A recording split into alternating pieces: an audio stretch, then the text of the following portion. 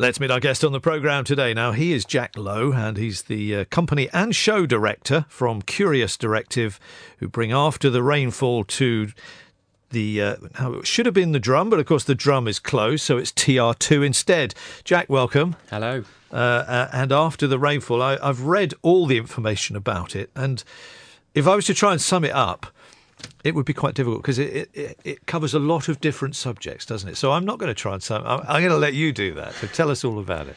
Well, the piece began with the company being really interested in micro worlds, and very quickly we arrived at the world of ants, so the insects, and how incredibly advanced they are at communicating, and how beautifully intricate their nests are underneath the ground. Yeah.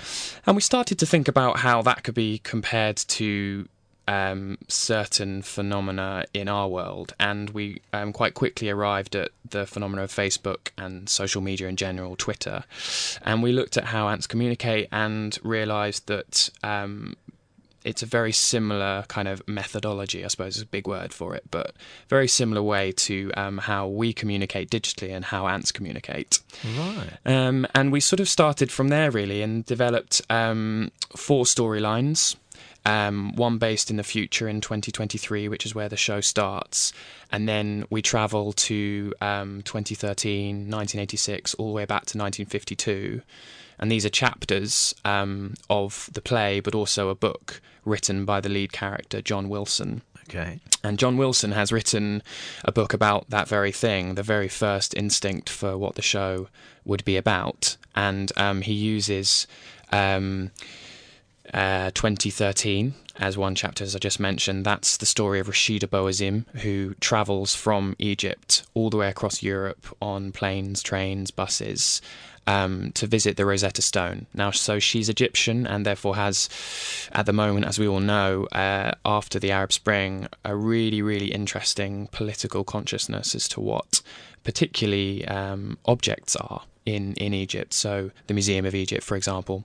And she travels across Europe because her brother was killed accidentally trying to protect the Museum of Egypt, and she's travelling to the Louvre to visit the Rosetta Stone, which of course is one of the most famous objects in antiquity. Yeah. And she goes there and does something very, very dangerous politically, and I won't give that away. Okay. So that's one chapter. And then 1986 is a storyline of a girl who's home from art school, and she, again, her brother passed away in the mines, and the mines are now closing. So there's a sort of heartfelt story of how she deals with that.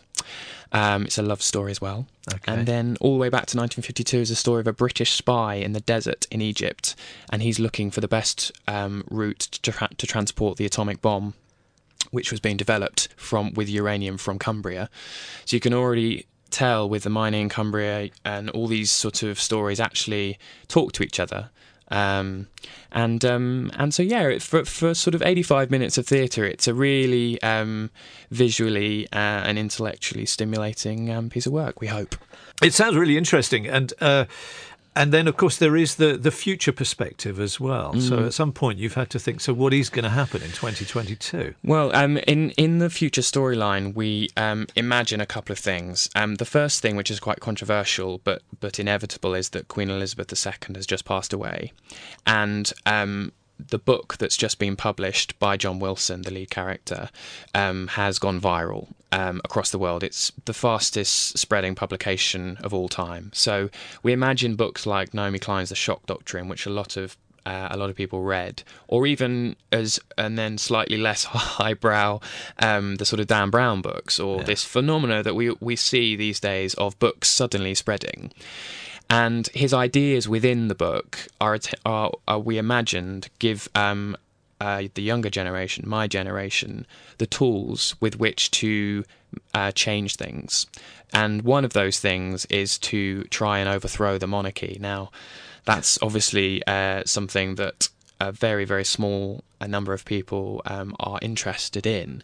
But we were just fascinated by kind of this storyline in 2023, hopefully, let's hope, folks, post-austerity, when things are starting to get back to normal and things are stabilising, to question the structures that have been put in place because of the monarchy, because of our political system, and then much further than that to do with, as we all know, we day to day live with inventions and things that came from a long time ago. So it's that's how we imagined it, really. It sounds really interesting. Now, the play, After the Rainfall, is at TR2, and this, as we said at the start of this conversation, is a venue that's being used because the Drum Theatre and indeed the Theatre Royal are closed at the moment. And you may not have been to TR2 because it's normally a rehearsal centre, but it's in Catdown on Neptune Park.